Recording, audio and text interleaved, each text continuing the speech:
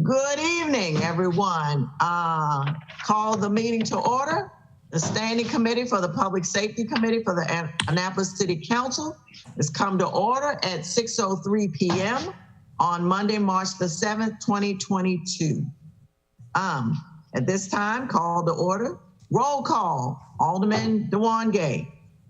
Present. Alderwoman Karma O'Neill. Here. All right. Do we have a motion to approve the agenda? So move.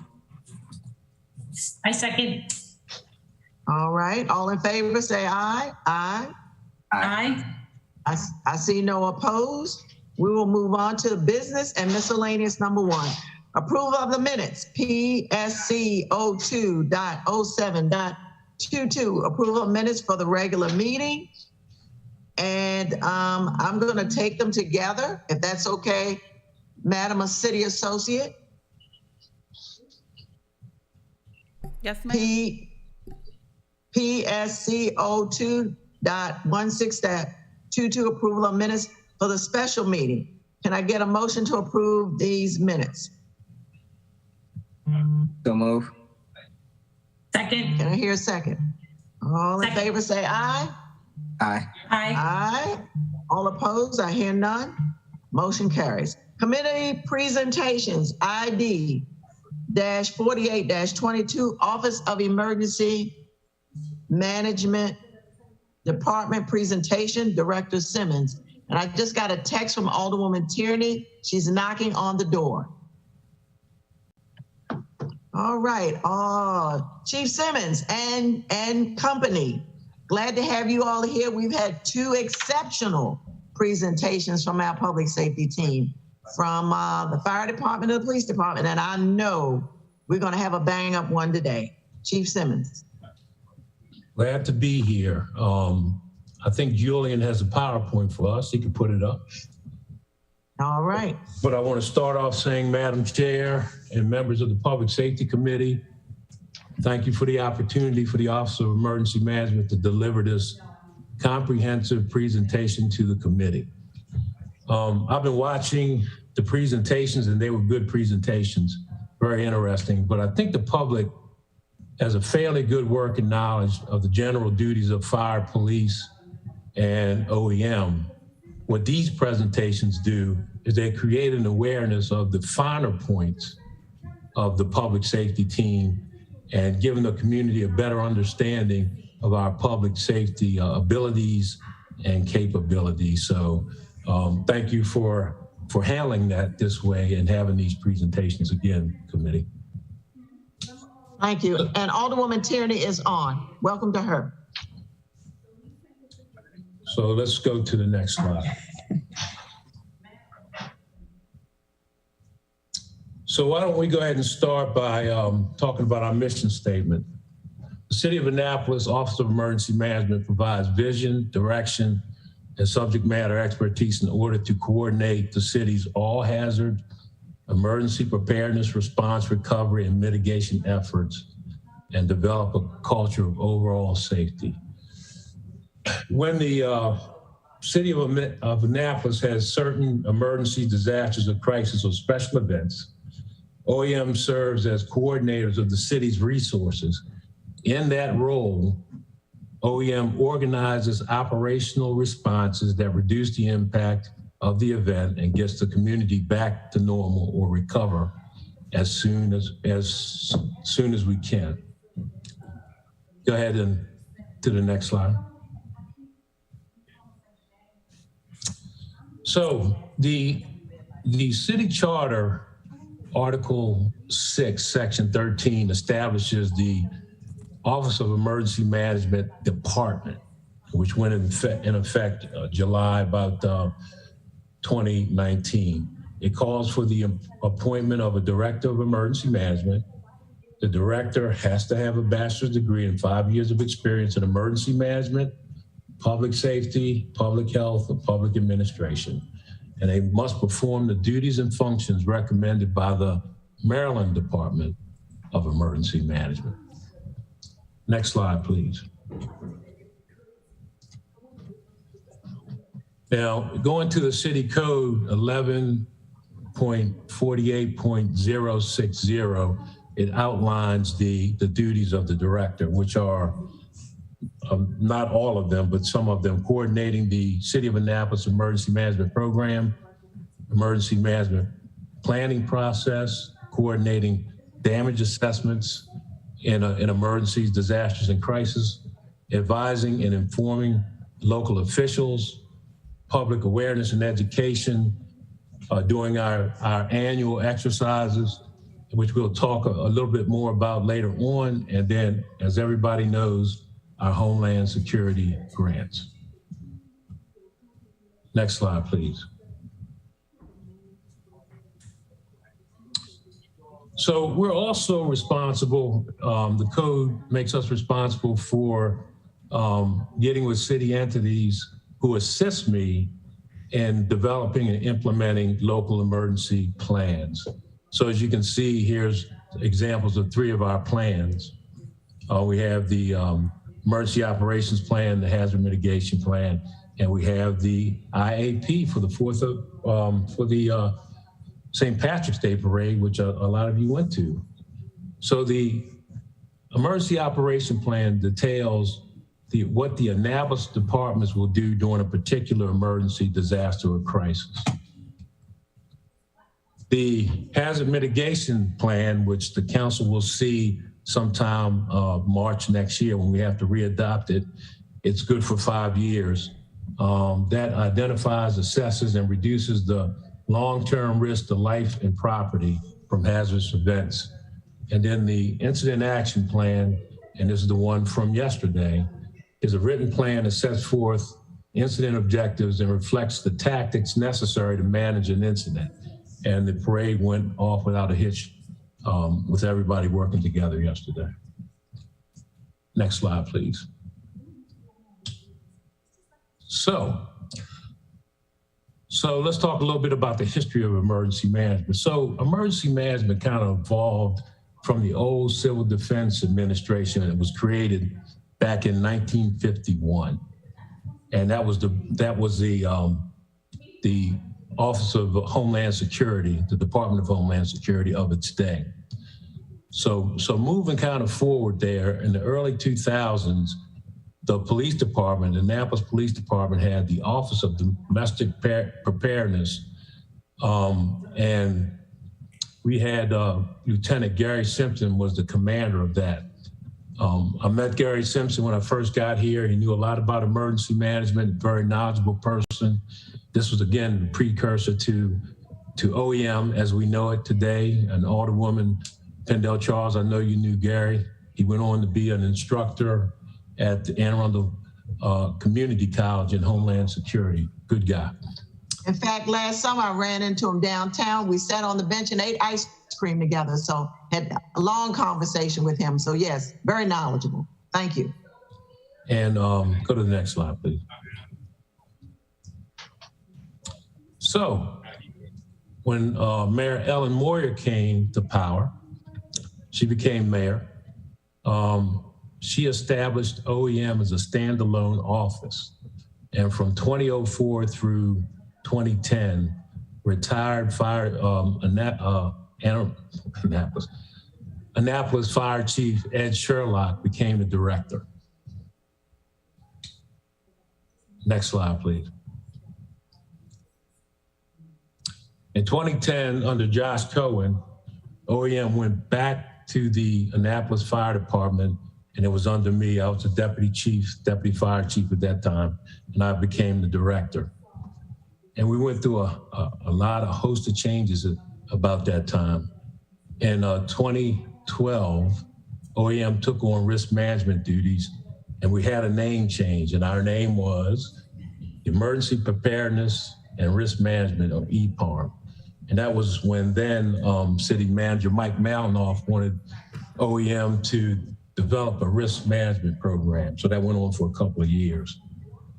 So in 2014, Mayor Mike Panlidis comes to power, and his administration relieved EPARM of risk management duties and sent that to the finance department, and we went back to OEM. Next slide, please. So in 2019, the Annapolis City Council voted unanimously to create the Office of Emergency Management Department, a standalone city department. And I was appointed as the director at that time. Next slide, please. So here are my credentials at the request of Alderwoman Rhonda Pendell Charles. Are you happy, Alderwoman? May I? Yes, I am, Chief. Thank Madam you. Chair? Next slide. Yes, sir. Madam Chair, can I? Sure. Go ahead, Alderwoman. Can we hold the questions to the end, Alderman Gay? And we'll come back to this slide. Just more of a point. I'm just saying, I love that I didn't know that you were in the JFK School of Government. I love that. That's Teresa also went there on my list in the future, maybe someday soon. I love that. It's a good program. It costs $18,000 now, though. Next slide. A little pricey. Thank you. So here's what we look like today. I have a staff of 6 very, very talented folks, and you'll hear from each one of them today. So you have Dave Mandel, who's the deputy director. If you go off to the right there, you have a grants management coordinator, Trevor Watkins. And you go down to the left, you have exercise training and community outreach coordinator, Nicole Rybert. You have the senior planner, emergency planner, MK Seborowski, and you have the emergency management planner, Chris Mai. And you hear from each one of them today. Next slide, please. Okay, one of my favorite things, my budget. So this is the operating budget for FY22 for the Office of Emergency Management. So we have a supply budget of about $2,300. We have a contract services budget, $10,500. Telephone, $4,100. Printing cost, $1,300. Our vehicle maintenance for our 3 vehicles in the Office of Emergency Management is $20,000. We have no training and education budget from city funds, and we have no overtime budgeted for city funds. So our total operating budget is about $38,200.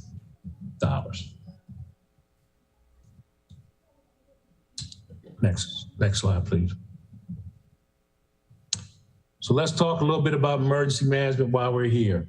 So you're going to hear a lot of things tonight. I suspect you will have a lot of questions. We're ready for you. We want to talk about grants administration and management. We're going to talk about planning and response. We're going to talk about training, outreach, and public information. A couple of our special programs. We're going to talk about 2 of them tonight.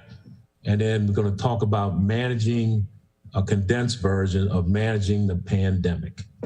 So next slide.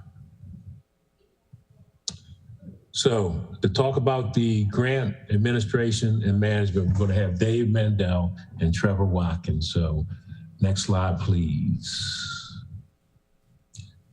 Let's introduce Dave Mandel, the #2 person, Deputy Director of Office of Emergency Management. He graduated from Washington University in St. Louis in the year 2000 with a Bachelor of Arts degree and a double major in economics and psychology. He received his law degree from the University of Maryland School of Law in 2007. He was awarded the Certified Emergency Manager designation from the International Association of Emergency Managers in 2019.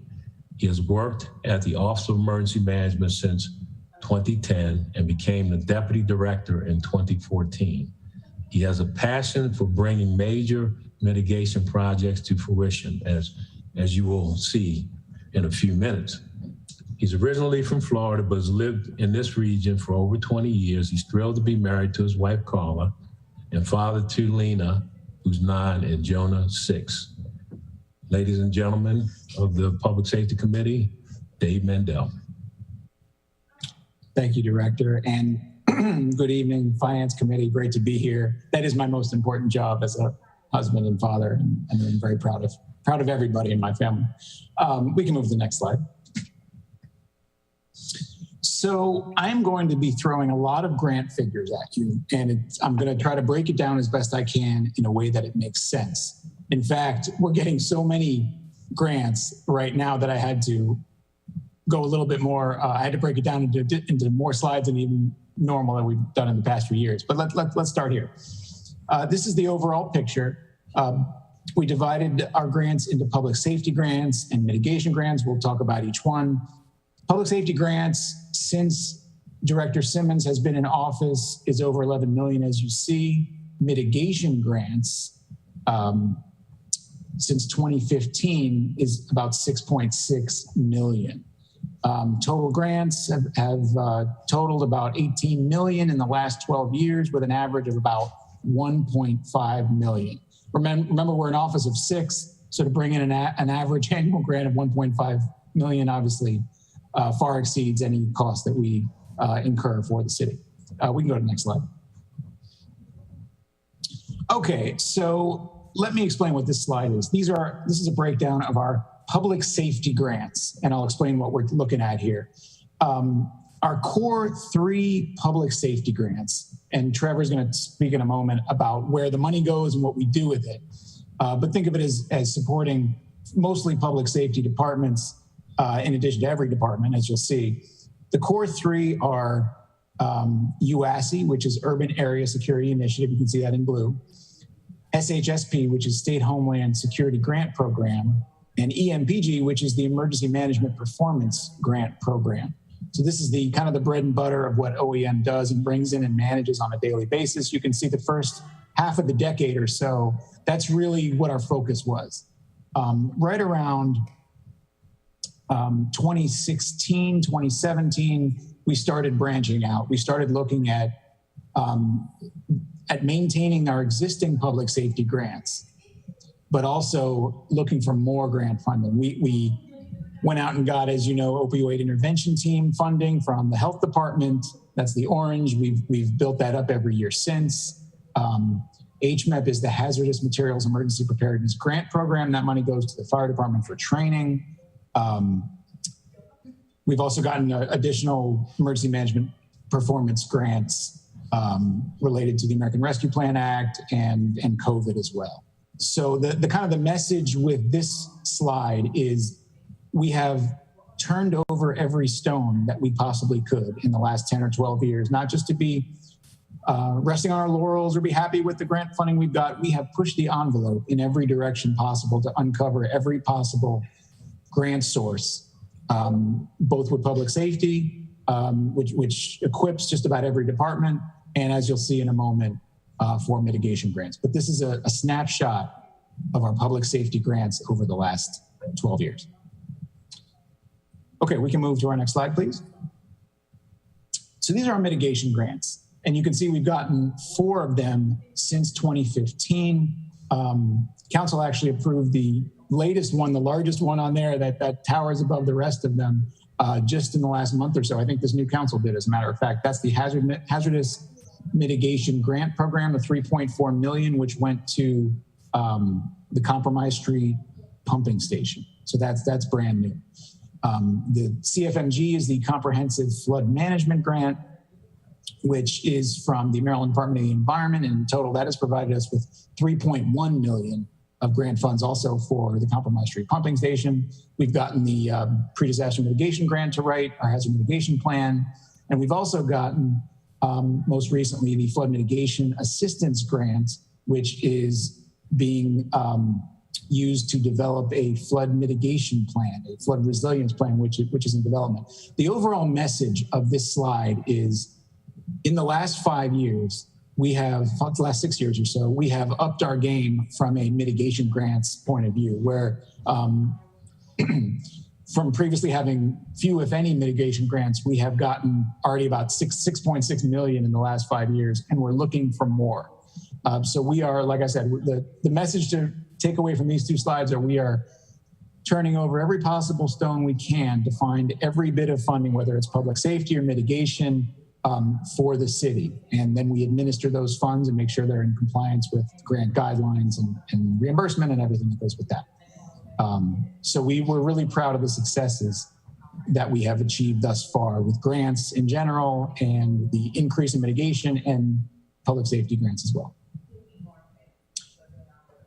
Okay, next slide, please. So this is a little bit more about some of the big projects that we have been funding. I mentioned two of the grants that funded together $6.5 million or so for the Compromise Street pumping station project. That's been awarded. That's in our hand. Their Public Works and has those funds available at their disposal. But there's more. The latest push on the mitigation grant side is to support the city's pursuit of funding for City Dock. And I know that's been a large point of conversation for the council recently. In January 2021, a year ago, we put in an application to the Economic Development Administration for design funding for City Dock. That was denied. Just this year, we've already put in three multi-million-dollar applications this year in 2022 so far, and we've got another one that we're getting ready. In February, we submitted $3 million to the Maryland Department of the Environment. That's for phase 2 of the Compromise Street pumping station. Also in February, we submitted another $5 million to MDE, Maryland Department of the Environment, for City Dock construction funding. In March, actually, just on Friday, well, I submitted a few weeks ago, but I had to resubmit it on Friday. A $3.2 million grant application also to the Economic Development Administration. They received it. I'm waiting for comments. We'll see. And our next big one is we're just going to go for everything we possibly can from the Federal Emergency Management Agency for City Dock. I'm waiting on a budget. There's a lot of work to do. Nothing is guaranteed, of course, but it could be tens of millions. And we have a great shot at that grant. So we're thinking big here at OEM, and we're going for multi-millions for City Dock specifically and the city as a whole. And we'll see what happens. We're excited. Next slide, please. The director mentioned as one of our plans, the Hazard Mitigation Plan. This is a key plan that the council adopts every 5 years. He mentioned the director did that. It expires next March. There you go. And the plan does a lot of important things. It analyzes the risk of natural hazards and talks about how to mitigate the effect of future disasters, which are very important. I don't want to minimize that. But also, it makes the city eligible for hazard mitigation grant funding. So the recent, $3.4 million FEMA grant that we got was made possible by having this plan. And we also used a grant to write this plan. So it's just, it really is a great thing that we have a grant to write a plan that makes us eligible for even bigger multi-million-dollar grants that we then bring the city, one after another. So everything on the grant cycle is connected. We have a plan. It's a multi-year system where we constantly put new projects in our plans. And then once they're in our plans, we can say, look, this project is in our plan. You should fund this project. And so we keep updating our plans and our projects and always try to have major projects in the hopper when it comes to funding them for grants. And that's a little bit of an overview about how we do that. And the key is this hazard mitigation plan. And we're just about to get started to work on the next update that expires, that will be adopted, in about a year from now. Next slide, please. Okay, Director, would you like to introduce Trevor Watkins? I would. And you still want questions at the end, Madam Chair? Yes, sir. Okay, great. Our next presenter is Trevor Watkins, our Emergency Management Grant Specialist. Trevor will discuss how our grant program specifically helps the City of Annapolis departments. And as he's presenting, I want you to imagine if we did not have these grants to give the departments, especially public safety, and what the financial impact would be on the city. So let's talk a little bit about Trevor. He's our Emergency Management Grant Specialist. He joined OEM May 13, 2021. He graduated from Towson University with a Bachelor of Science degree in psychology. He's an Annapolis native. He is the Stanton Center Warm and Relief Program Manager, as well as the Cooling Center Manager at Pitt Moyer. So, ladies and gentlemen of Public Safety, Trevor Watkins. All right, good afternoon, everybody. I'm Trevor, as you just said. Trevor can't hear you. Good afternoon. Can you guys hear me? Can you go a little louder? I can barely hear you. All right. Can everybody hear me now? A little bit better. Okay. Hi, again, I'm Trevor, and I manage the grants here at OEM, the Homeland Security grants to be exact. We can go to the next slide. So the Homeland Security grants that we have here, they help the city in like preventing, protecting, mitigation, responding, and recovering from terrorism and threats of violence. Each year we receive about 1.1 million per fiscal year. And these grants are used to help save the city a good amount of money. They span to help pretty much every department in the city. And right now there's about 80 active project numbers in Munis from these grants. Yeah, so through the next couple slides, what I will do is I will share with you guys what exactly, or some things that we use this grant money to supply the city with, to save the city some money. So next slide. So in the police department, some of these grant funds were responsible for the CCTV cameras, critical infrastructure. I believe in the last fiscal year, the 2021 grant that we just got, they received $70,000 for that. We do supply the police department money for training and education to send the police to things just to kind of keep them sharp. We manage the mobile command unit, the purchases and the upgrade to that vehicle. I believe they received, it was, I think, 75,000 for that in the 2021 grant. And we just put the ballistic glass in City Hall, and we do manage some of their software and security upgrades and renewals at the police department. Next slide. I think that command center unit was strategic when it came to the tornado. Am I correct, Trevor? Yes. Yeah. Yes, ma'am. Thank you. Mm-hmm.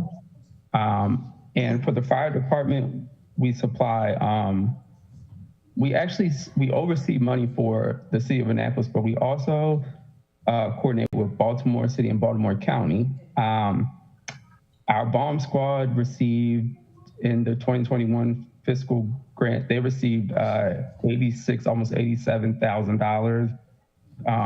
We do robot upgrades.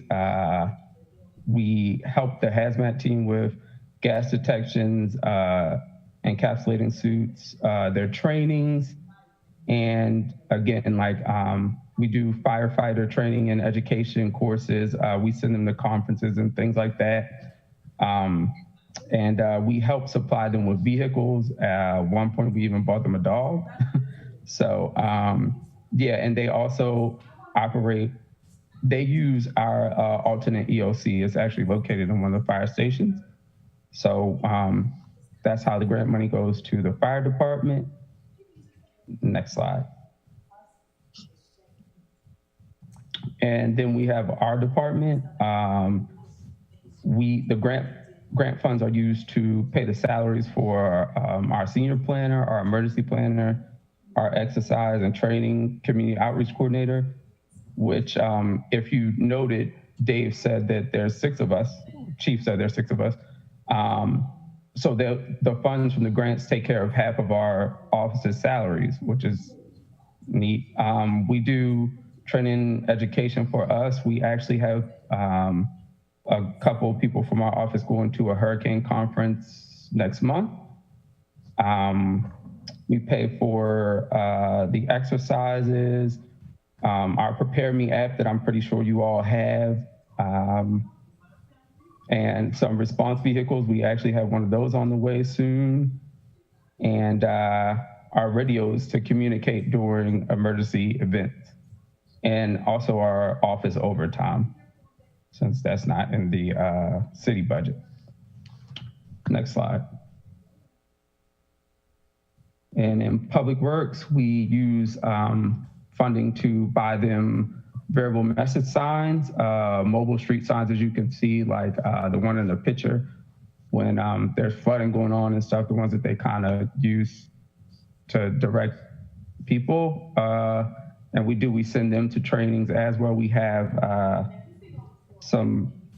I believe we have someone from Public Works going to the hurricane conference as well, alongside of the OEM employees next month. Next slide. And some of the funds were used for hazard mitigation plans and code books and planning and zoning. We sent transportation to trainings as well. We supplied them with the card scanners to access the doors in their offices and bus surveillance cameras. And we can go to the next slide. And it's also used, grants funds were used throughout human resources, MIT, Rec and Parks, to get servers for MIT, the aerial flyover mapping that we use, and employee badging equipment for HR, shelter improvements and trainings, and again, more radios. And we also use funds to send them to training. So next slide. I think I'm done, so I'll pass it back to Chief. And you can see how impactful those grants are as far as with city departments and how that helps them along and saves the city a lot of money. So let's talk about planning, response, and recovery with MK Severowski and Chris Mai. So next slide. We're going to talk about the role of the emergency planners in Annapolis. The OEM planner is a pivotal position in OEM, yet most people are unaware of what they exactly do. You know, they always ask me, what do your planners do? Do they just sit around planning all the time?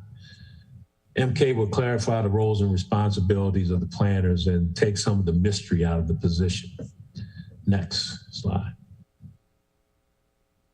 Oh, look at all of this.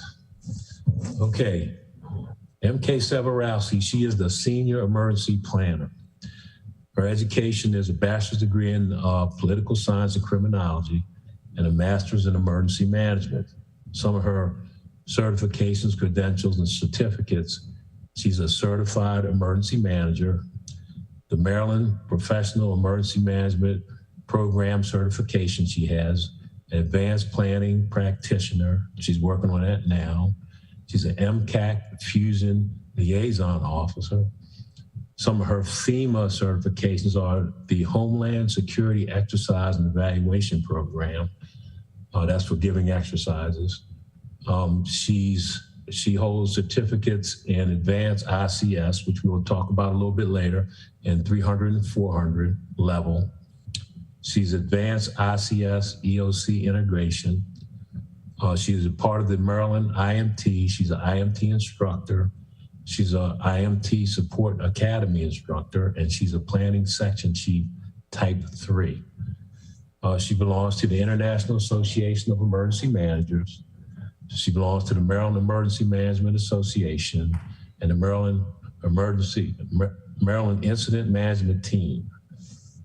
Achievements are, she's the Maryland Rookie of the Year, Emergency Management in 2019, and she has a special achievement in GIS and received the SAG Award in 2018. Ladies and gentlemen. That's not SAG from Hollywood, so okay. MK Severowski. Okay, you can go to the next slide, please. So there's 2 planning positions in our Office of Emergency Management, and I'm just going to quickly go over both of them and then kind of what we do day to day. So our emergency management planner position is currently filled by Chris Mind. So for this position, you need a bachelor's degree or a combination of 2 years of professional experience in the field of EM and 60 college credits. So some of the functions that are specific to this position include serving as the planning section chief for any EOP activations or enhanced planning activities, usually takes the lead for the recovery planning for the city. They support all of our special events and enhanced special events planning. They serve as the liaison for Navy Stadium, any of the football games and special events that they have. They are an urban area security initiative representative on that committee, the local emergency planning committee representative, and the community emergency response team liaison. This position is classified as emergency essential personnel as well. Next slide.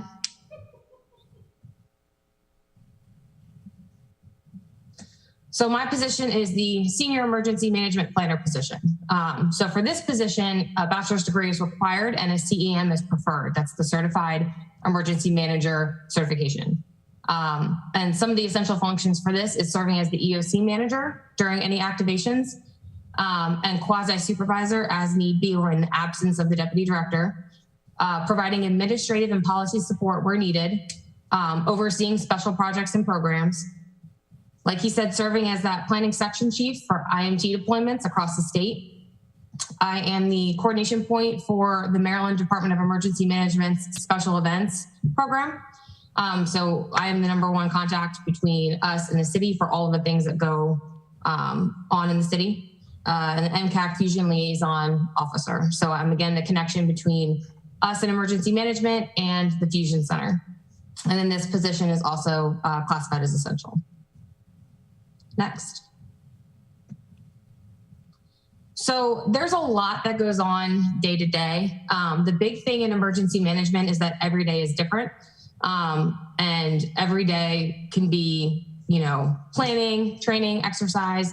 So we have to be ready for any type of activity that's gonna, show up on our front door.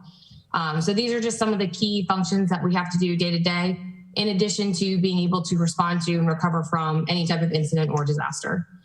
So the big thing is planning, right? So we create plans. We have to update the plans to make sure that they're current and that they're able to be implemented appropriately. And we just make sure that we can oversee the implementation of these plans effectively. So we talked about some of these plans earlier in the presentation, and I'm not going to go through all of them, but some of the big ones are that EOP that we talked about, which is kind of like the Bible for emergency response for the city. And it has incident-specific annexes in it, as well as functional annexes. So no matter what type of hazard or threat, should come to the city, we have a plan and a framework to handle it. Continuity of operations and continuity of government were 2 really big plans during the pandemic. We do incident action plans like for St. Patrick's Day and any special events. And then we've got some other plans as well. So program and project management, we do substance use disorder and opioid intervention team. We work together to support cybersecurity planning, training, and exercise. We work with our special events coordinator in the city to work on special events from a public safety aspect. We also look at our Family Information Center and Family Assistance Center. So if any of those things were needed, we would be able to immediately deploy resources for that. Special projects, again, and IMT deployments. We also partake in support in a lot of special community-based programs such as Food Friday. Next. So in addition to that, we also do all of these things all the time. We are consistently having that common operational picture and shared situational awareness and monitoring. We are ready to do response and deployments for all hazards, like I said. We do on-call EM rotations weekly. So Friday through Friday, we all rotate being the on-call emergency manager. We participate in those UASI committees, in those LEPC committees, and in those preparedness coalition meetings. We partake in the statewide emergency management calls that helps enhance our capabilities and situational awareness.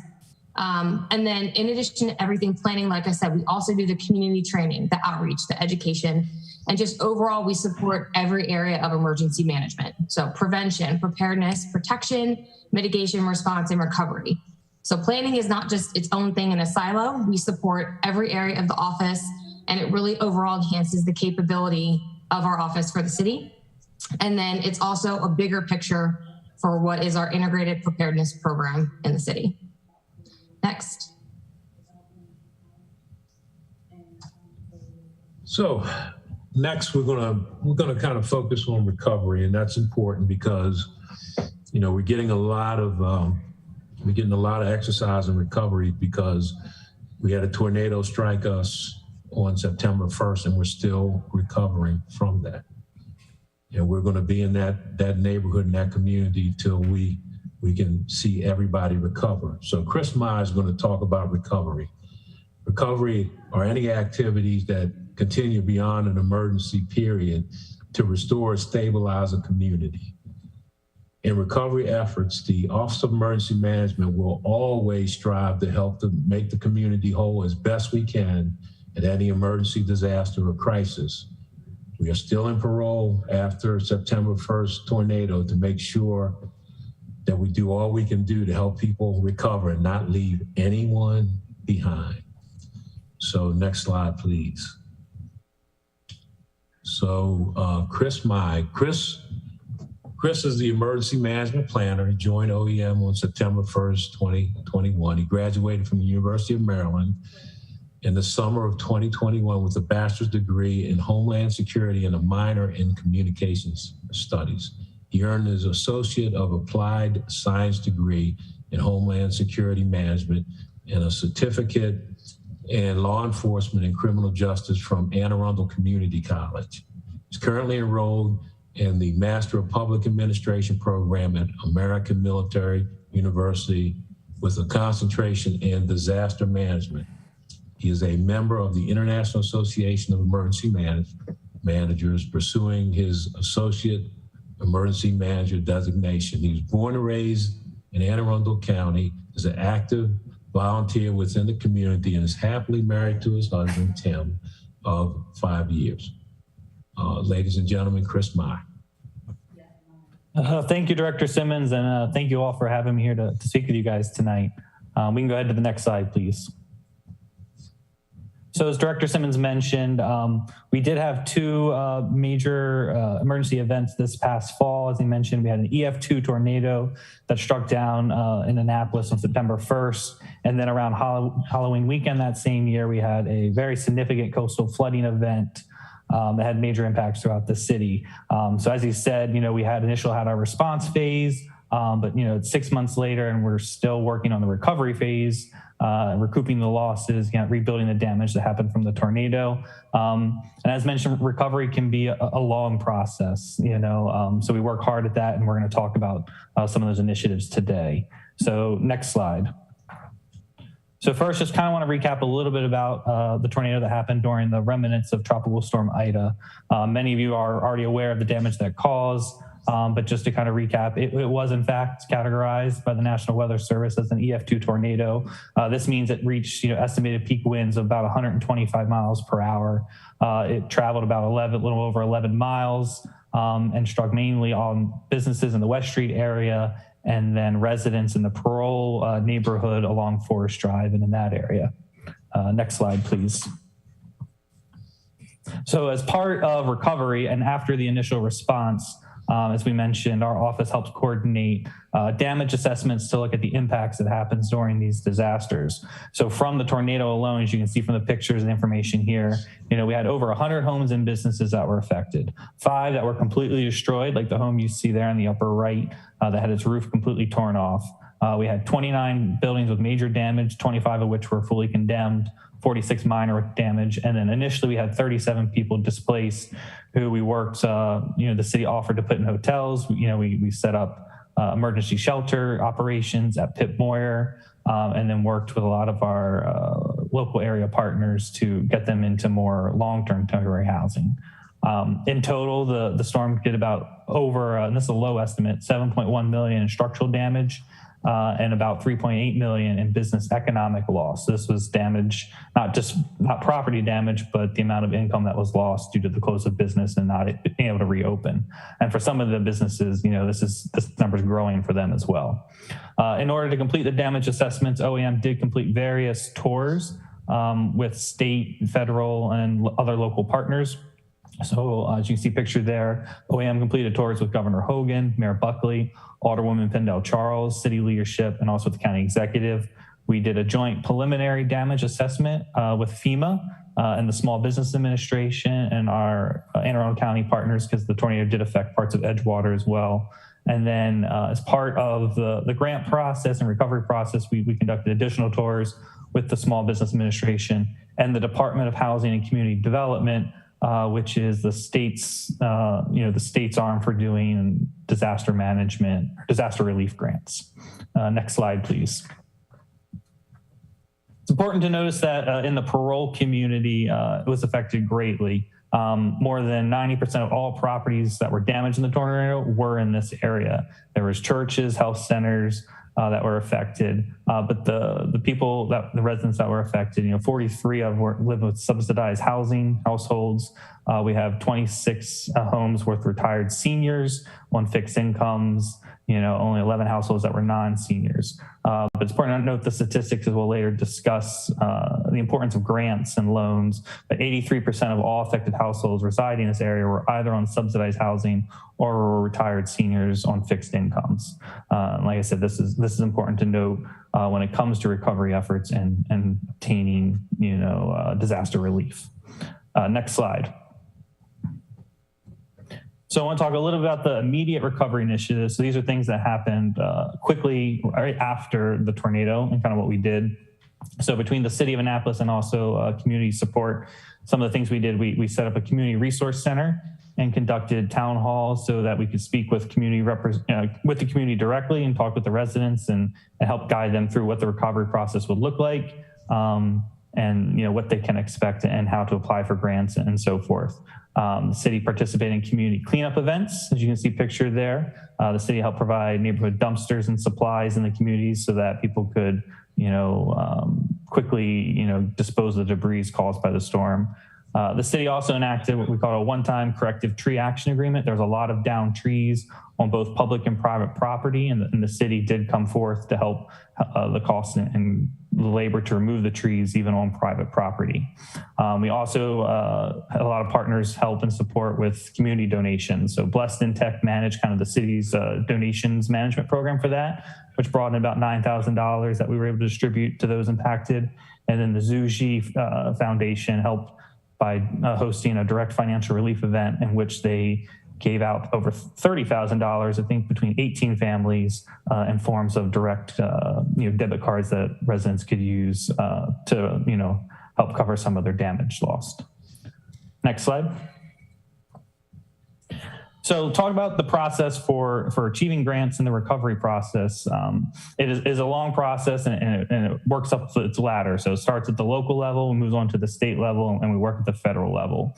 So in order to get as much recovery grant funding as possible or loan funding and relief, we have to kind of submit requests, make our case, talk about what happened, show the damage assessments that were happened, give impact statements, so that ultimately decisions can be made. So in our process, we've submitted an impact statement form to MDEM, the Maryland Department of Emergency Management, providing those damage assessments. MDEM then compiled our information along with Anne Arundel County and Cecil County, who also had significant damage in their area, to request a presidential disaster declaration. So this is at the federal level. In doing so, we received support from the Maryland congressional delegation, who submitted letters directly to the White House in support of our requests for this. And we also received additional support from District 38 partners, the city, the county, and requesting this.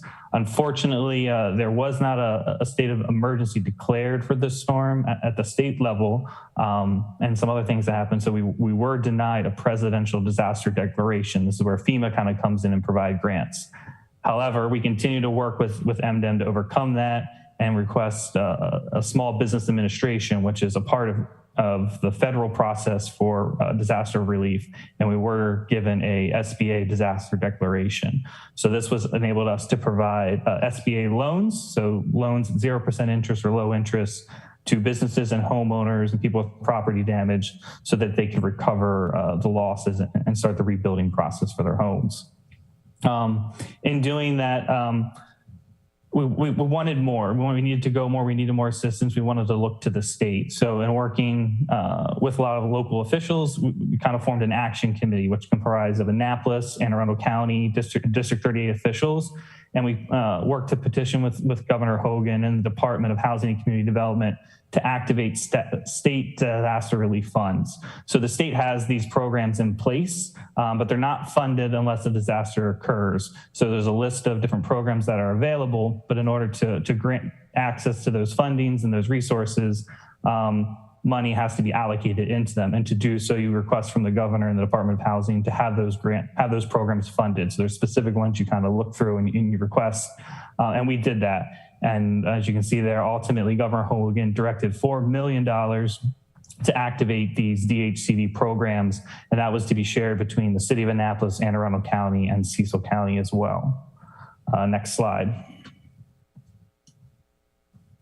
So at the federal program, just want to talk a little about the SBA grants. Like I said, those were 0% interest loans, and they provided business physical disaster loans, economic injury disaster loans, which provides the working capital to help small businesses kind of overcome their losses, and then also home disaster loans. So a lot of times when people think SBA, they think that's solely for businesses, but homeowners are able to access these loans programs through their home disaster loan program, which is the state's allows homeowners and even renters to repair, replace disaster damaged real estate, and like for the renters to personal property. So this includes their cars or any property they had like outside their home that was damaged. Next slide, please.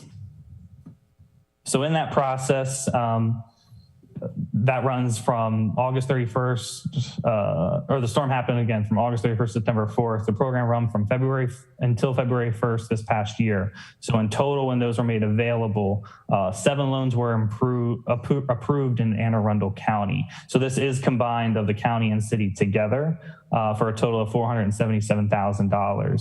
Statewide, compared, there was 28 loans for a total of about $1.3 million. So as you can see, we had 5 homes apply for the loans and 2 businesses to make that total of 7. So it is important to note that these were loans and not grants. So these were money that would have to be repaid. It was 0% interest, but sometimes, and especially as I mentioned earlier in the parole community, when residents are already, facing low-income challenges or live in generational homes, loans might not always be the best option and can sometimes prolong the financial distress that was occurred and might not able to help rebuild right away. So next slide, please. In terms of the state recovery programs, like I said, there was $4 million directed. So the programs that were selected for this by the DHC that we requested was the Maryland Business Recovery Loan Program, the Maryland Disaster Housing Assisting Program, and the Maryland Disaster Relief Housing Program. So the Maryland Disaster Relief Housing Program is the main one where residents that, had significant damage to their home, some that, completely lost their home could apply for grant or apply for loans at the time to recover the full cost to kind of rebuild their house, and reclaim or repair the damage that was caused. Next slide, please. So as I mentioned, there was a process in obtaining grants in lieu of loans. So when we went through this process, had town halls, spoke with community residents, was out in parole, seeing the impacts. And when we announced that the SBA had loans available and the DHC was providing loans, the uptick for applications was slow. There was concerns that these loans, just kind of like we said, could prolong the relief effort or the disaster, the financial suffering they were having, that grants were really needed in the community to rebuild. Like I said, many of the residents were in generational homes that were passed down. We had homes that, did not have homeowners insurance or were significantly underinsured. So in order to acquire this, we worked again to petition the state to change these loans to grants in order to better serve the residents of Annapolis. So again, we worked with our action committee of elected officials. As you see, the kind of the letter we worked with them in petitioning for the governor and for the Department of Housing. Which was a long process, but ultimately it came to fruition, and we made it happen. And they announced and made those loans into grants.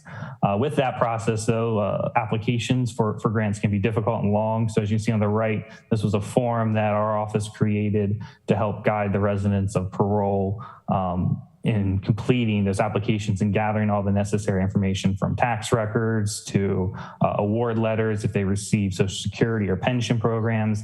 They needed copies of deeds to their home. They needed recent mortgage statements, copies of their homeowner insurance, property tax bills, recent pay stubs from all their bank accounts, proof of insurance, contract proposals. So it's a lot of information required from people that just lost everything in their homes or had significant damage. So we formed this and we went door to door to give it out to make sure that the residents had all the information they needed to apply for these loans. Next slide. So with that, the Dhcd grants, like I said, were for businesses and homeowners. So for the businesses, 4 grants were given up to $50,000. And the city council actually had to do a resolution, which you guys were aware of, to approve these state grants. So they went to the International Market, Chris's Charcoal Pit House, the Kitty Academy, and Tucker Automotive. And you can see some of the pictures to the right, some of the damage that happened to these businesses here. On the residential side, it's been a longer process. We still work with the Dhcd daily to kind of overcome some of the policy obstacles related to these grants. So as I mentioned, the application is daunting, it's long, and we're working with them to make sure that the Dhcd is getting these applications in a timely manner and working to processing them. One thing too, there was income limits kind of set up previously in how the Dhcd runs these programs. But for this instance, this was disaster damage. So we had to work with them to kind of remove those income limits for this specific event. And we actually were notified this past Friday that they were officially removing these income limits. And then nextly, we're working with the Dhcd to make sure that they're notifying the residents with these updates. Our job at OEM is to help coordinate and communicate that information. So we work closely with the residents. We keep in touch with them to inform them of the updates. So next slide, please. So as mentioned, there was the second significant emergency event. This was the severe coastal flooding that happened Halloween weekend, started October 29th and ran through that weekend. So this was in fact the 4th highest flooding incident that happened in the city's recorded history. Flooding downtown and areas of Compromise Street and Eastport extended for over a 48-hour period. It caused extensive road closures, and there was significant water damage to nonprofit businesses, including the Annapolis Maritime Museum, which estimated around $151,000. Again, we complete damage assessments, work with planning and zoning in that process. So 26 residential properties were surveyed and thankfully had little to no damage. 11 commercial businesses were surveyed with some minor physical damage, but the main impact from this event was there was heavy economic loss to the businesses during the holiday or the Halloween weekend. So talking about the two types of events we had the tornado on one hand and we had the coastal flooding on another. Talk about the importance of the recovery process and in declaring local states of emergency, state declarations of emergency, and working with federal programs is, even though the storms, are similar in that they're natural disasters, the process of recovery can be different. It can be different, and you'll see is kind of here depending on the situation. So next slide, please. So we kind of want to give you this tale of two emergencies. So we're 6 months in with the EF2 tornado, and we're still working to give the residents the recovery, grants and funding that they need. This was a significant, again, like I said, it caused over $10 million in damage. However, it did mainly affect low-income residents and then also the West Street businesses. As I mentioned, a local emergency declaration was issued by Mayor Buckley for this event. However, due to the isolation of the event, the tornado didn't go statewide. It was just Annapolis. In a sense, a state declaration wasn't declared. In this process, and then going through, like I said, we were kind of denied the federal declaration, and we're only given SBA loans.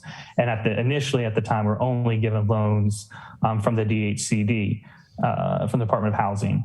As of today, only the $200,000 has been issued from the business grants that we had mentioned. In terms of actually releasing and approving the final applications for residentials, that money hasn't been released yet, and we continuously work daily with them to make sure this happens. So last Friday was a huge step in them announcing removing the income limits, and we should start seeing that these applications being approved and coming through. Hopefully, nothing's guaranteed, but that was a major hurdle that we were working towards and successfully kind of overcame. When you look at the severe coastal flooding event, we had minor physical damage, except for the nonprofit museum.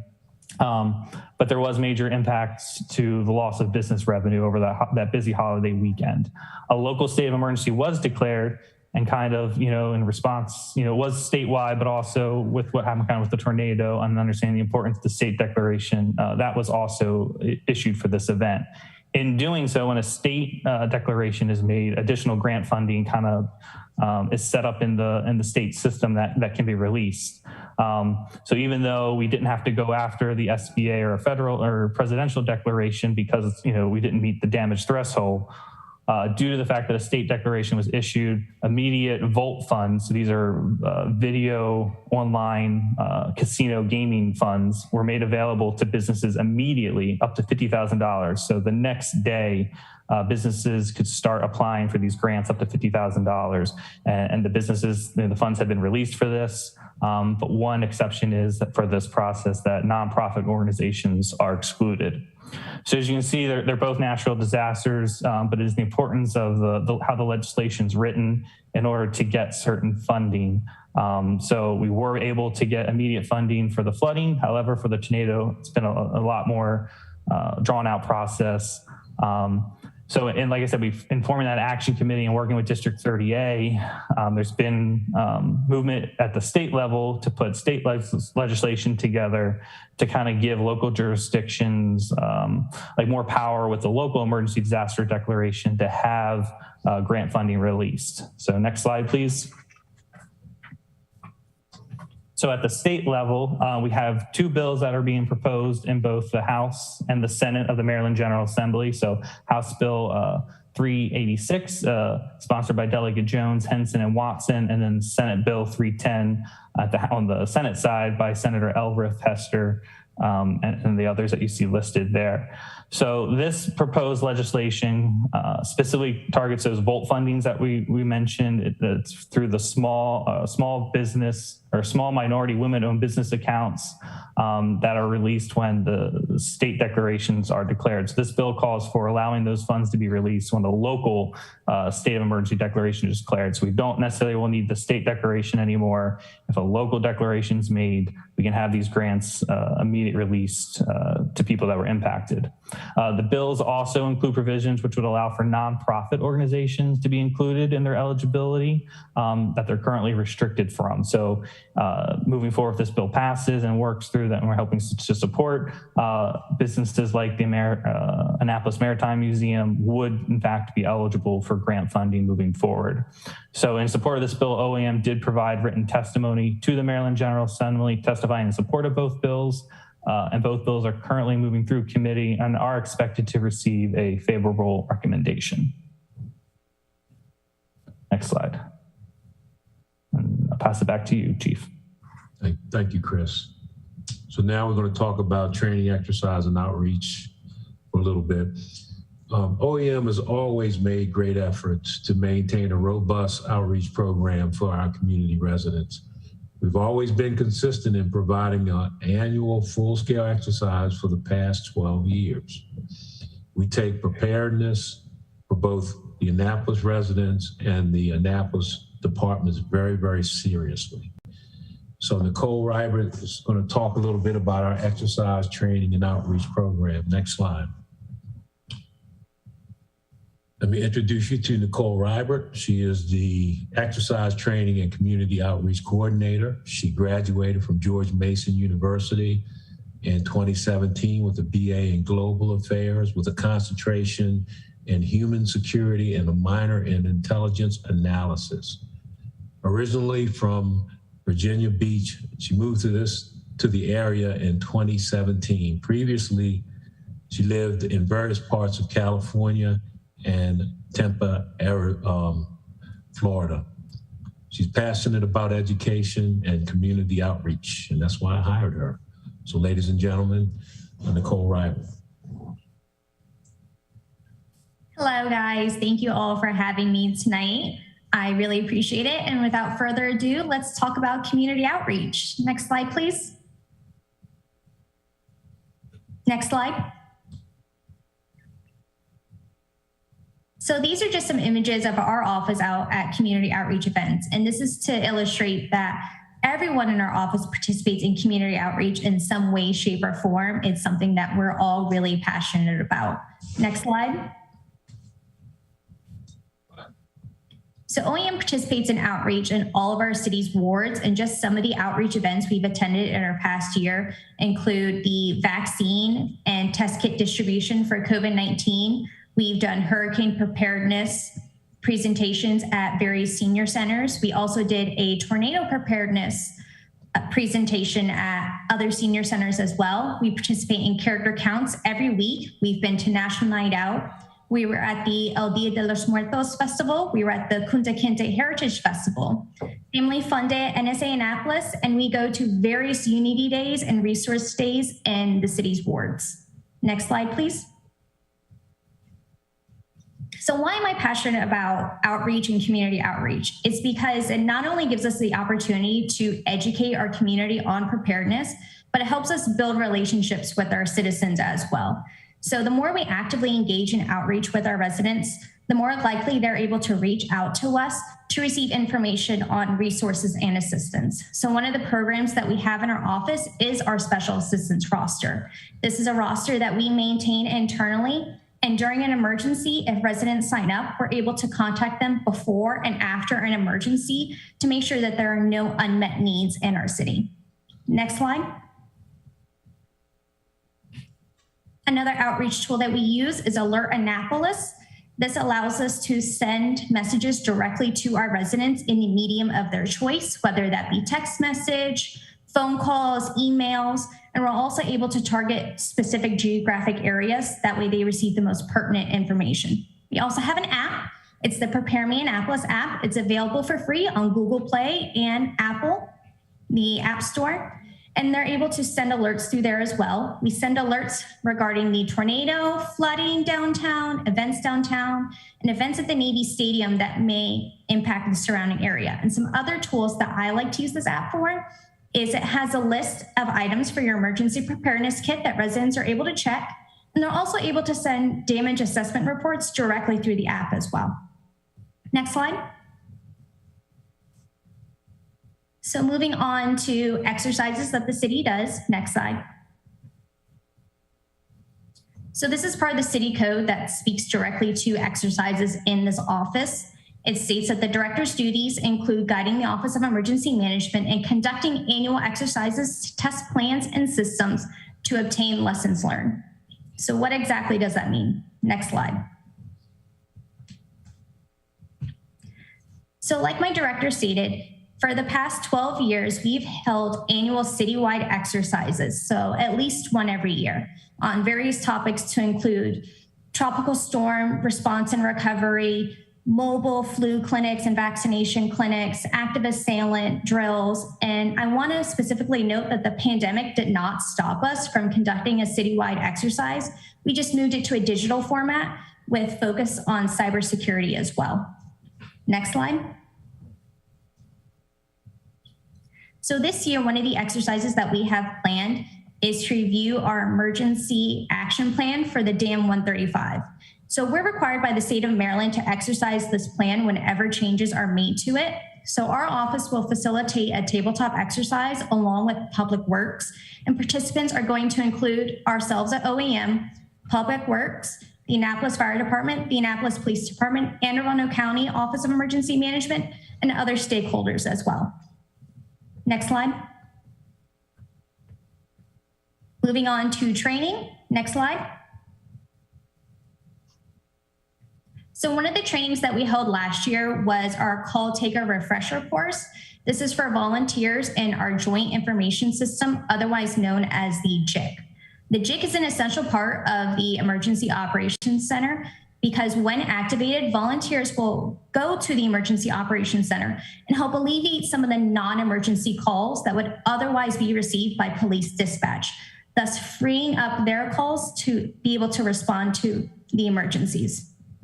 So the training was a 2-day training, with the first day being a policy overview. And the second day, volunteers answered mock calls from constituents in order to practice answering those. Next slide. Another training and exercise that we did last year was to review our emergency operations plan. This is a very important document. It's already been mentioned twice previously. So why is it so important? The Emergency Operations Plan is the backbone of the city's response to an emergency. It lays out step by step how would we respond in various capacities. So this plan was updated in 2020. However, due to the pandemic, we were unable to exercise it once it was finalized. So in December 2021, we held our citywide exercise and review of this plan, where directors and stakeholders from various city departments came to the Emergency Operations Center to be briefed on this plan in a 2-day exercise and training. Next slide, please. Another important aspect for training is the incident command system.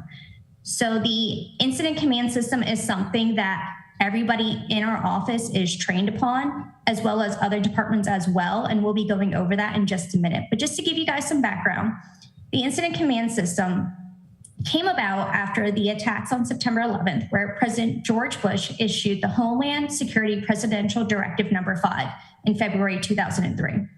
So this directive established the National Incident Management System, which was to identify steps for improved coordination between federal, state, and local governments and ways how these agencies could respond to an emergency. So as a part of the National Incident Management System, it requires the use of ICS, or the Incident Command System. Next slide, please. So ICS is based on decades of best practices and lessons learned, and it's able to ensure the efficient use of resources, the safety of all involved, and achievement of response objectives. In short, ICS saves lives and is a better tool to manage resources. Next slide. So when does our office use the Incident Command System? We use it at all of our special events and parades in the city. So St. Patrick's Day was one where we instituted an Incident Command System. We utilized it during the September 1st tornado. We use it every year for graduation and commissioning week. Whenever we have winter storms to respond to, whenever there's severe flooding, we use it even during our COVID-19 test kit giveaways and our COVID-19 vaccine clinics as well. So we utilize it in many different ways, not just responding to an emergency per se. Next slide, please. So in short, the Incident Command System is a standardized approach to command, control, and coordination of response. So these are just some of the basic courses, and everybody in the Office of Emergency Management has ICS 100 all the way to ICS 400. And this is laid out by the Maryland Department of Emergency Management, who should be taking what classes. So if you're working at a command level, you should have ICS 400. Many of these courses are available for free online. I took the majority of these courses in my own time from my laptop at home. So it's available for free, it's easy, and you can take it at your own pace as well for many of these courses. Next slide. So ICS has been adopted by many jurisdictions across the area. Like I said, our office is required to be certified at least the 400 level. Within the Annapolis City Fire Department, lieutenants are required to be certified at the 300 level, with captains, battalion chiefs, deputy chiefs, and the fire chief being required to be certified at the 400 level as well. The police department, sergeants are required. For the Annapolis County Police Department, sergeants are required to be certified at the 300 level, and lieutenants or captains are required to be certified at the 400 level. And for the Maryland State Police, sergeants and above are required to be certified at the 300 and the 400 level, and that has been their standard for the past 10 years as well. So next slide. Thank you all, and I'm going to hand this over to Trevor and MK. So before we do that, thank you, Nicole. But I just want to kind of reiterate some things that Nicole said about ICS. I think it's important. I think it's a proven best practice. It's proven successful when properly used, especially in large scale incidents and escalating, growing incidents. Under Mayor Ellen Moyer, the city of Annapolis adopted the National Incident Management System under a resolution. I have had conversations with Madam Chair about possibly further codifying NIMS and ICS method with the city of Annapolis. So I hope that's open for discussion going down the road. I think that it's about time. I think that because we have so much limited resources, that we depend on our neighbors to help us out. And when they come in, they're all trained in ICS and they expect to see an ICS system in place when they come give us aid. So certainly up for a discussion. So let's talk about special programs. We have a lot of special programs in the Office of Emergency Management. We're going to talk about two of them today, and we're going to go ahead and start with Trevor. Trevor's going to talk about our winter relief program. Next slide. So I'm going to talk about the winter relief program at the Stanton Center. We have a mission statement: nobody dies from exposure on the streets of Annapolis. The mission is to provide emergency temporary warming relief to the community members who need this service. To not to confuse this with a shelter, it is temporary warming relief. We connect referrals to health services through the Office of Community Service and Crisis Response when in need. One of the standards are that each referral that goes there will get dinner and breakfast before they leave.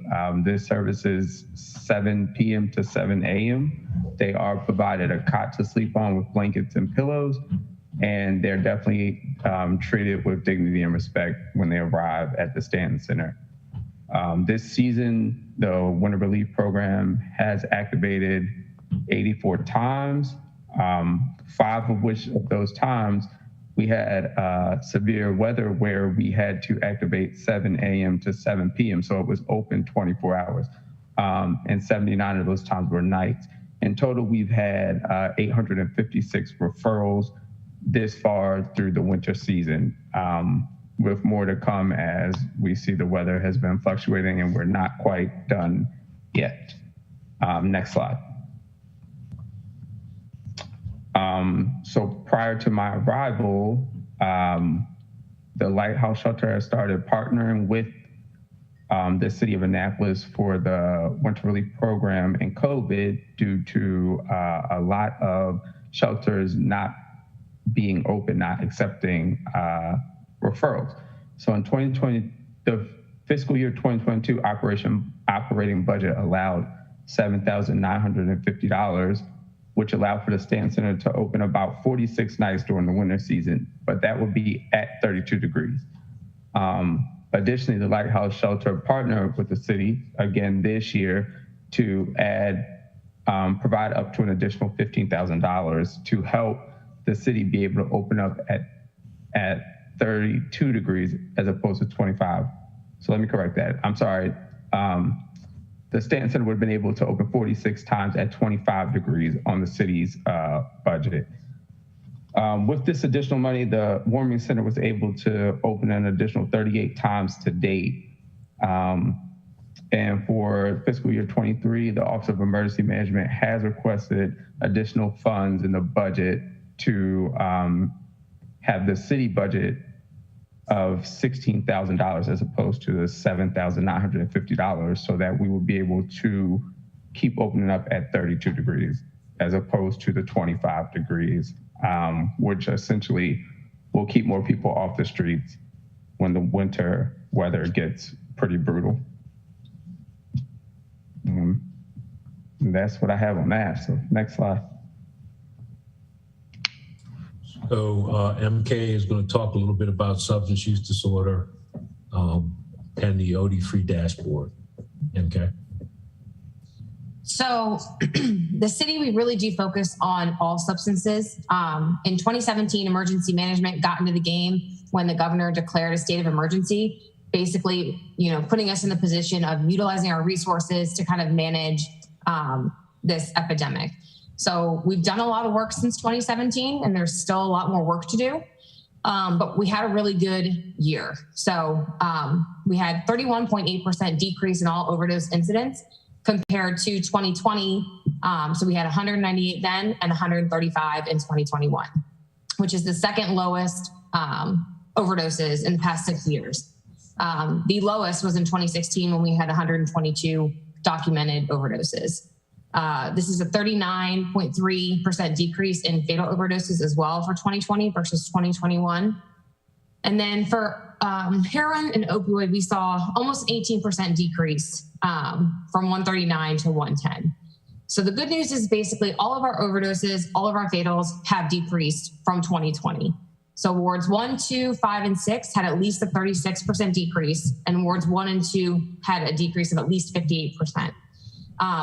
For those that don't know, in the city of Annapolis, African-American males 45 and older were the highest demographic and to suffer from an overdose and fatal overdoses.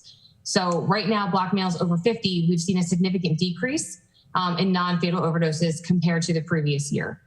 In addition to all of that, we've also seen an increase in individuals using Narcan per incident compared to previous years. So in 2020, we saw about 46% of overdoses with Narcan use. And in 2021, we had documented 60% of overdoses having used Narcan. So one of the things that we have in the city is OD-free dashboard. So there's a link at the bottom, www.annapolis.gov/OD-free. That's the city's specific dashboard for substance use disorders. And it's kind of like our one-stop shop. So next slide. So these are some of the grant programs that we have in the city. I say we in the previous slide for we did this and we did this, but it really is we. It's the entire city. It's all of these programs. It's all of the efforts that we've done across the board to bring our overdoses down. So from the mayor's office, we have Naptown Anti-Dope Movement. And so they focus on engagement sessions, resource days, social media campaigns. And then this year they added an outreach coordinator, and that's run by Tola. Your Life Matters in the fire department. They focus on Narcan training, hands-only CPR. They have access to drug disposal kits. So instead of flushing your stuff down the sink when contaminating the water or the toilet, you can put it in a bag and throw it out in the regular trash. And they also have harm reduction, education, and educational materials. And that's run by Captain Edwards. Our police department has a really good program. It's a two-pronged program. So they focus on youth prevention and then overdose victim follow-up and then enhanced overdose victim follow-ups when need be. And they also have a SUD specialist and peer support as part of their program. And then OD-free Annapolis is our program in emergency management. That's the dashboard. We create data and reports. And we have an assistant project coordinator that kind of helps everything, brings everything together, and helps us pursue future grant funding to continue these programs. Next slide. So what did we do in fiscal year 22 that was different from previous years? So we did have the ability to hire more personnel to support all of these programs. So for NAM, we mentioned an outreach coordinator. So this person is responsible for connecting people with resources. They kind of run the engagement sessions, set those up, and they also are a resource for getting Narcan. The assistant project coordinator, he helps our office with data, trends, and analysis. One of the products he helped create was the end of year report. And so that was distributed widely to our stakeholders, partners, and it's available publicly on our website as well for those that are interested. And then he also supports grants management. In our OIT, which is the opioid intervention team, we have an officer from APD that is assigned to the OIT to kind of help us figure out trends and what we need to do next steps to kind of bring down overdoses in the city as well. This year we have not one but 2 field support liaisons. These are individuals that are street level in the community that kind of give us the general landscape of what's going on, and they really help us figure out where we need to focus our resources and tell us what's working and what's not working from a different perspective. And they also are really great at peer support, and they let us know what's going on in the community and any concerns that they have with substance use disorder. This year, we also have the Wellness Mobile. So that's deployed to the 2 highest overdosing wards, which is Ward 6 and Ward 4. So they're in each ward 1 day a week. And we also have a SUD specialist. So that's that person assigned to APD's grant program. So they help ID overdose victims and those that are at risk for repeat overdoses. And they do provide that enhanced follow-up and additional resources that they may not know of or may not be able to get otherwise without that additional support. And they supply reports that help the OIT as a whole. So that's all I have. Next slide.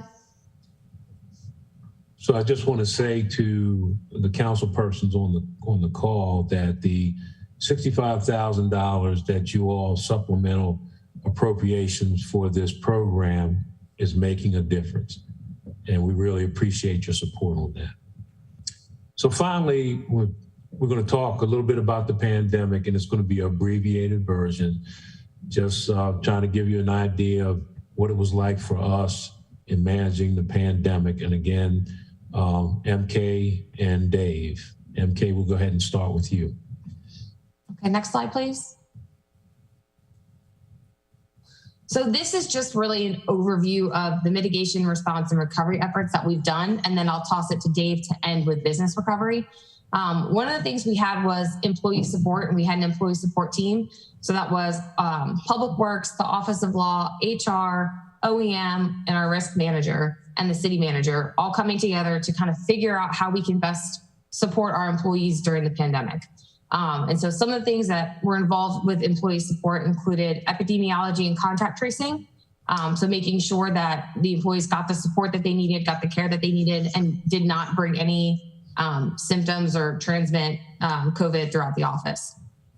We worked on policies for sick leave, teleworking, and we supported employee communications, letting them know, where they could get help for testing, for vaccines, all of that stuff.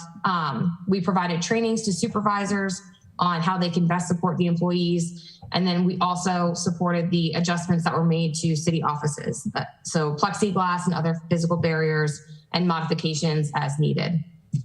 For resource management, that was a heavy lift. That's a 2-pronged thing. So that's the resource management for the community and businesses. So that's resources that we've purchased or that we've acquired through state or local health departments and the Maryland Department of Emergency Management to provide resources to the community when they couldn't get any from anywhere else. So for licensed facilities, we were providing them with PPE.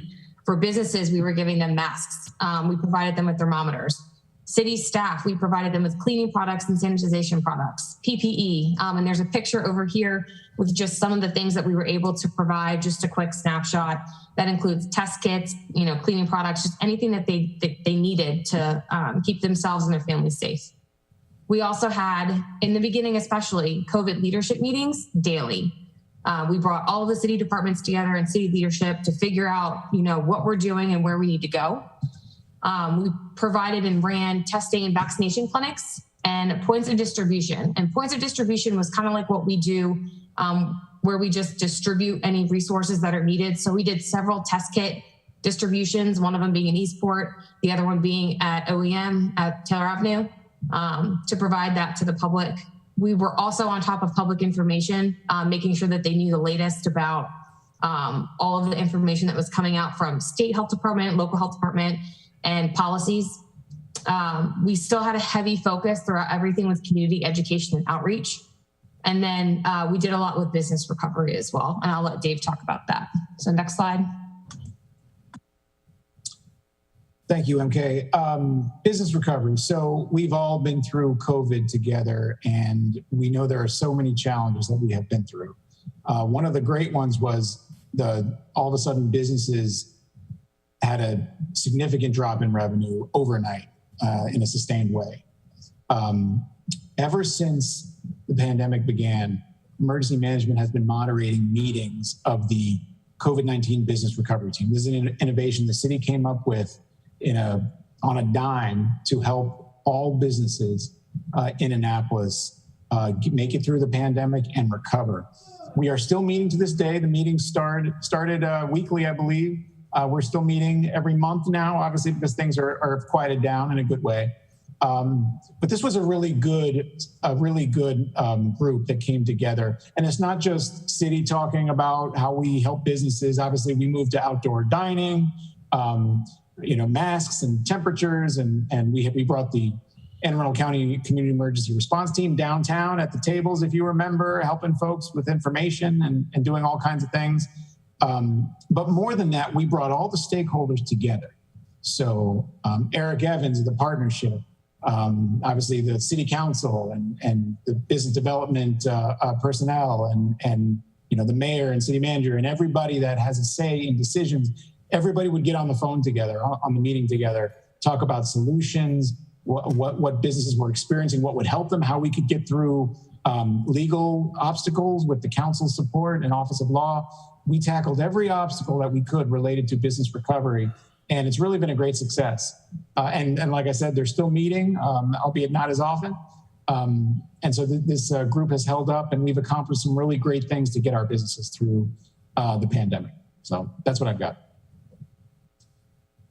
Okay, thank you, Public Safety Committee. That concludes our presentation.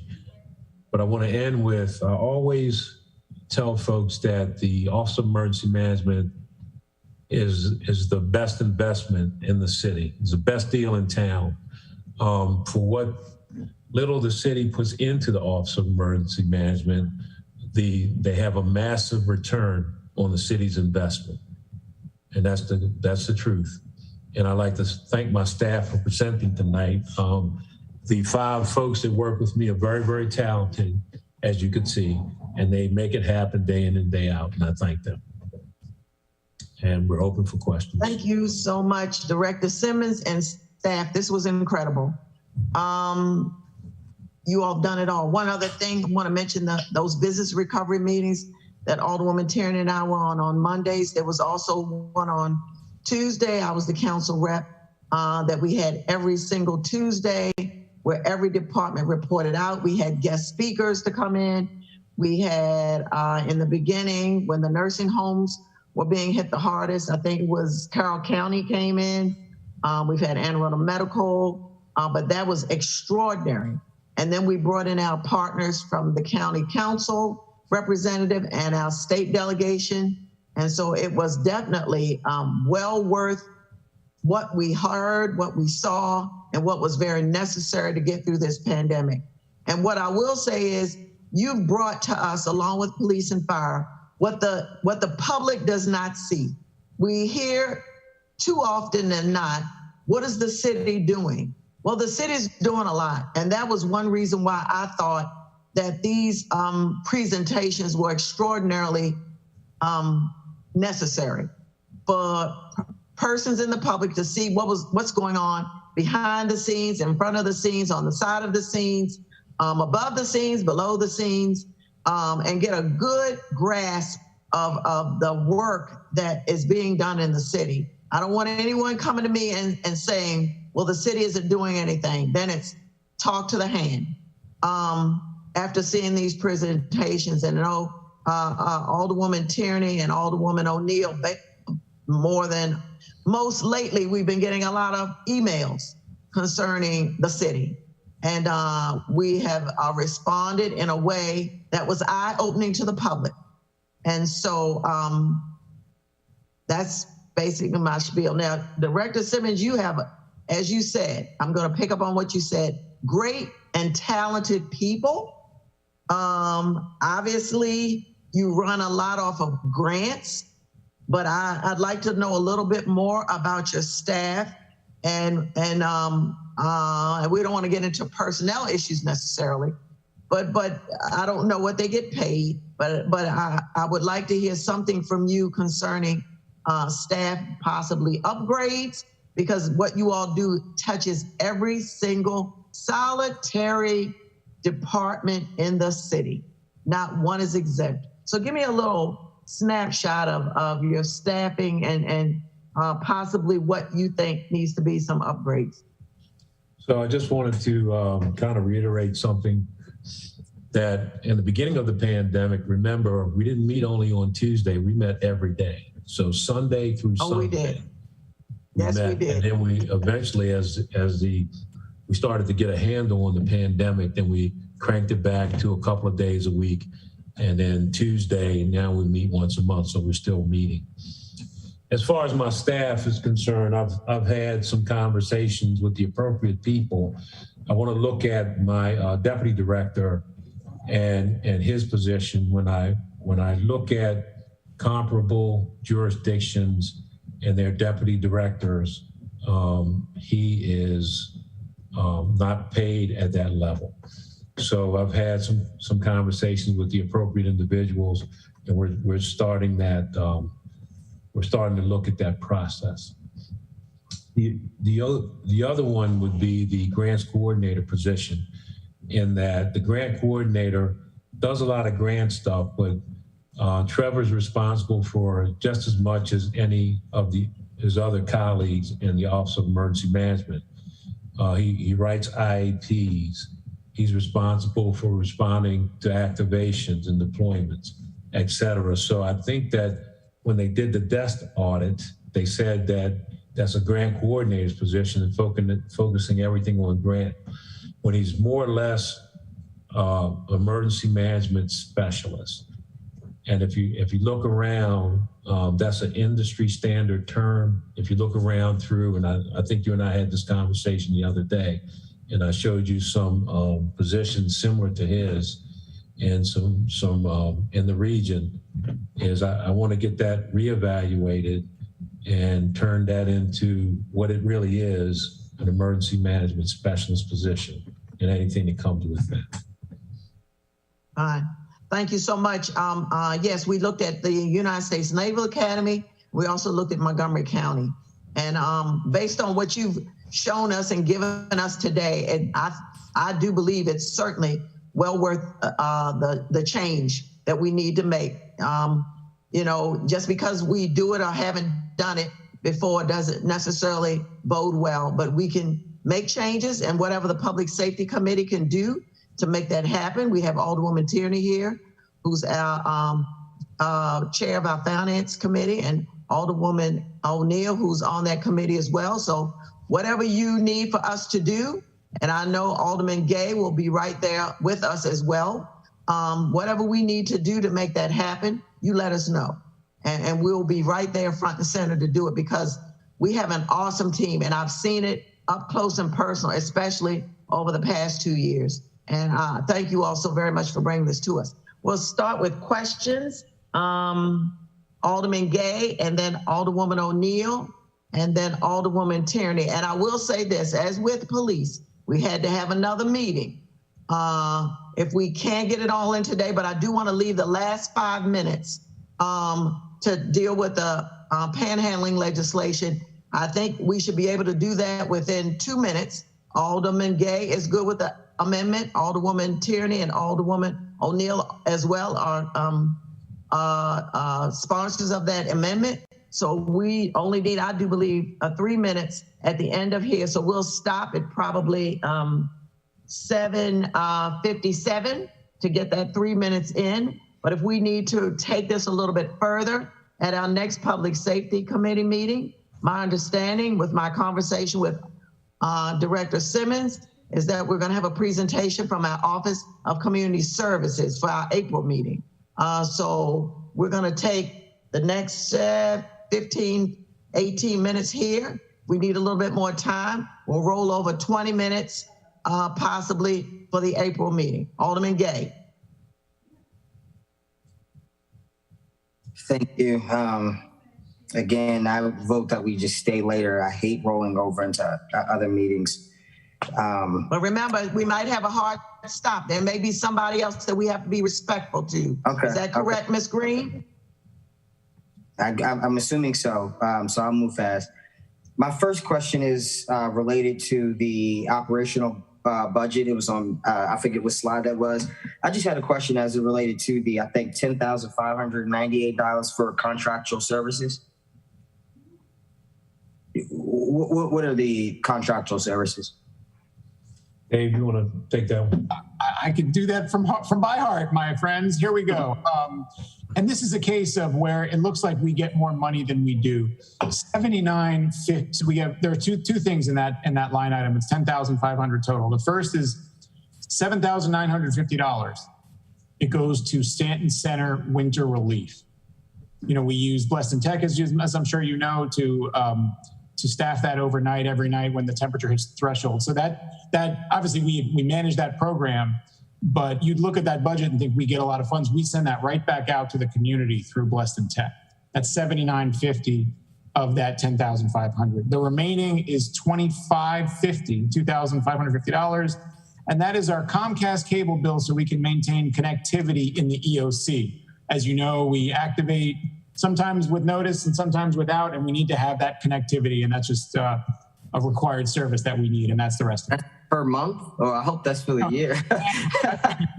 That's Andy. It's 2550 divided by 12. It's about 200 and some change every month. I was like, wow, they're really getting us there. No, those are annual figures. Awesome. I appreciate that. My next question is related to some of the things that were on the grants. Because you mentioned it, I'll skip actually and jump to the Winter Relief Fund. I've seen the request of an additional, it looks just about like $6,500 to round out about around $16,500 for the Winter Relief Fund. Two thoughts to that. One, would you still be getting an additional $15,000 from, I think you had a federal grant that helped subsidize the winter relief. Would you still be getting that grant? And two, in previous discussions, I know we talked about the capacity issues at homeless shelters, et cetera, within the county and the city. What would the feasibility be of the Stanton Center running as like a quasi shelter? Just looking at the numbers here, I'm seeing that you guys kicked off about 86 nights, et cetera. So how has that been thought of previously? So those two questions. So the Lighthouse Shelter approached us, I think it's 2 years ago, last winter season. And we would open up, we only had funding to open up at like 25 degrees. And they said, hey, look, you guys should open up at 32. We'll talk to the board of directors. If they approve it, we can give you extra funding. So we did. We partnered with them. We opened up at 32 degrees. Our funding was gone after a couple of months, and then we tapped into Lighthouse Shelter's funding. So I was talking to Joanne Matson and told me, she said, the city needs to be doing a little bit more. And that told me that after this year, the second year of this program and this partner with the Lighthouse Shelter, that they may not be able to do it on the third year. So that's when I put in an enhancement just to make sure it's the right thing to do to open up at 32 degrees. Again, nobody dies from exposure on the city of Annapolis, in the city of Annapolis, and we stick to that, and 32 degrees would be the correct thing to do. Now, your other question that you talked about in your committee is having the Stanton Center as a homeless shelter, not a warming center. We're a warming center, just like Trev said, but a lot of people get us confused and think we're a homeless shelter. So the Stanton Center has other uses, and you probably have to find another place. You probably have to hire additional staff, and I can't really tell you. I could take a stab at it on what it might cost you. It would probably cost you about 5 to 6 positions to run a homeless shelter. And then you have to find a location. I don't think the Stanton Center is the correct location. Maybe it could be a day center. I know that's been mentioned as well for opioid recovery and homelessness as well. Love to continue that conversation. And even as we get closer to the budget, I just definitely plan to run through some of the Stanton Center numbers and just see, really, are we using it to the best use and purpose, you know? Are you talking about the Warman Center itself? No. I think you're doing a great job with that. I'm saying expanding the use of Stanton in general to help combat some of these issues that we have in our communities. The next question Alderman Gay, we've got a few more minutes left. I'm going to give you, we started you at 7:41.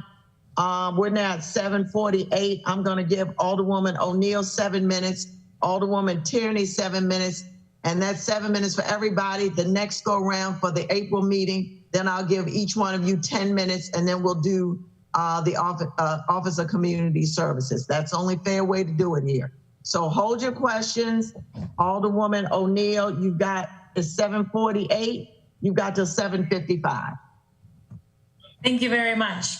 Thank you very much for coming and presenting. I have a few questions, but I'm going to go backwards in them.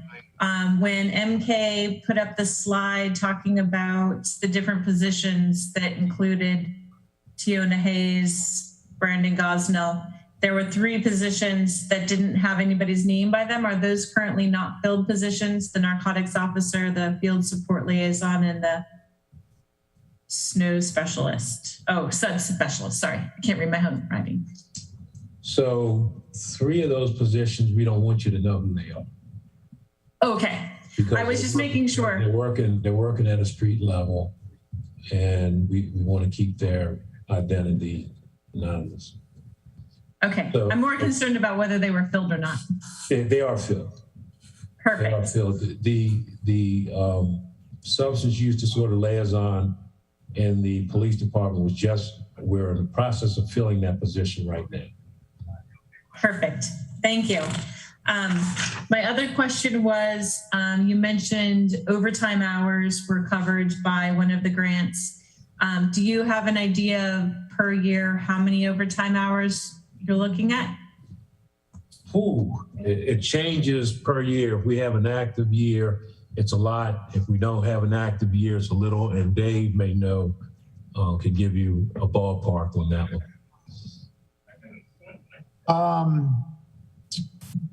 The lowest we've gone when with grants is about 6,000 a year. And keep in mind, director does not get overtime, neither do I. So it's the remaining staff, 4 staffers. I've seen it go as high as 10,000, but it really does. You know, we had a tornado this year we weren't obviously hoping to have, and you know, on and on and on. So you never quite can get it perfect. But that's sort of what the range would be if I had to just ballpark it off the top of my head. Okay, thank you. My next question was, oh my goodness, I can't even read my own writing. Vehicles, you mentioned you have 3 vehicles, and technically I know that on Fridays, one of them is used to deliver food boxes for me. What are they generally used for, the vehicles? We go to meetings all across the state. So I have a personal vehicle, not a personal vehicle, it's a city vehicle, but it's detailed to me, and Dave has a vehicle as well. And then we have a vehicle that's a staff pool vehicle. And since COVID hit, the fire department was kind enough to give us that pickup truck where if we have outreach programs, we need to haul tables and chairs, or we need to help Food Friday program, we can actually use that pickup. And if we have testing, vaccination clinics and all, we use that pickup to haul a lot of stuff. Thank you. there's like 5 more questions, but my next one, in the interest of time, you mentioned an emergency roster that are citizens that are contacted. And how does one get onto that emergency roster? And is it open to any city resident? Yes, it's the special assistance roster. It's been in effect for, I want to say 10 years or so. It's targeted at seniors, people that have a functional disability and all. So what we do with that roster is we call them. If we have a storm approaching, a snowstorm, hurricane or something, we go down that roster. It's over 100 folks. We call them and say, hey, are you okay? Are you prepared for the storm? Is it anything that you need? Do you have enough food and all? And then we act accordingly based on what they tell us. They could go to, they can No, Alderwoman O'Neill, I've used it for dialysis patients in my ward who need to get out, snowed in and shoveled out. So yeah, excuse me, Director Simmons, yeah. Yeah, and I think maybe Alderwoman Tierney made some of the calls, maybe when we call folks. So they can certainly call us at 410-216-9167 to get on the list, or oem@annapolis.gov. Thank you. 9167. Yeah, 9167, 410-216-9167. Thank you. And in the interest of time, I'm going to save the rest of my questions for next time, but I do want to give a huge thank you to you, Director Simmons, as well as I'm going to throw out there to Chris and to Trevor, who show up week in and week out for me, helping wherever. I always give them the longest routes, the hardest routes to deliver food boxes to. I am hoping that Food Fridays can continue on. In my message to volunteers today, I let them know that we have about 6 months left of our grant. We're currently serving 178 households in the city. And I don't see that going away in the next 6 months. And so anything that anybody can help me with, or Deputy Director Mandel, if you have a grant that you could push my way or help me with to help extend that program, I would be forever grateful. So we have a vested interest in that program, as the history is it started in our lobby area with 14 folks, and it grew to what you're doing now. So we want to see it continue. Thank you. I look forward to working with you all on that. So thank you very much for answering questions and presenting tonight. Thank you. Alderwoman Tierney. Thank you. I'll be brief. I'll give you your 7 minutes, and then we'll do the legislation, so we can go over a few minutes. Okay. I should have said that somebody could probably take about 3 or 4 of my minutes, because I only have a few. But first and foremost, Director Simmons, I don't know how else to say this, but you are a model department. I mean, you mentioned return on investment. I mean, there's different denominators you can use, but I mean, just looking at your yearly grant allocation, over the number of employees you have is, over $150,000 each return on investment just with the grants. So I just applaud you for that and your professionalism, and you know how much I love you all.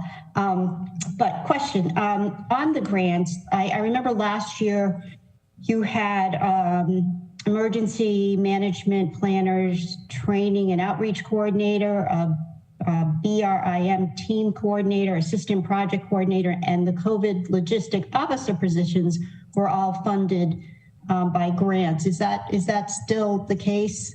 And is there any? Yeah, and it is the case. And is there any exposure there? I mean, would that grant sort of be a constant allocation for those positions? It has been as long as I've been here, and even before I've gotten here. And Dave and I talk about this quite a bit. And I would say that we're in good shape now. Okay, that's great. And thank you for your efforts on City Dock. We'll just keep fingers crossed there. On the bomb squad and other stuff, is that, did I hear that that was grant funded? Not totally. We get what they call Urban Area Security Initiative funding for the bomb squad. And I think it's like about $87,000 per each bomb squad, which would be Annapolis, Baltimore County, Baltimore City, and is it one more or is it that three? That three, yeah. So they all get about $87,000 a piece. And because their equipment is so expensive, that's just a pittance of what that $87,000 can do for them. Yeah, I mean, we've heard, you have heard the comment, why don't we share the bomb squad with the county, et cetera, but I don't think people know that you do work towards having the grant. And could you just speak to the reason why it's important for the city to have its own bomb squad? The city should be proud of this bomb squad that they have, because everybody that I've talked to, and I've been in public safety going on my 41st year, and when I got out here, I didn't realize how elite that bomb squad is. When you hear that the Annapolis bomb squad is responding to your incident, you know you got something.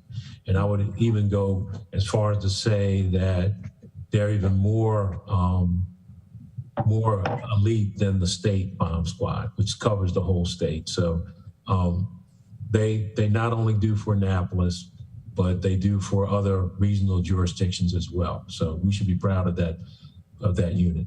Yeah, and being the seat of the capital, you would think that we would have that responsibility. Absolutely. Yeah. And my last is a favor.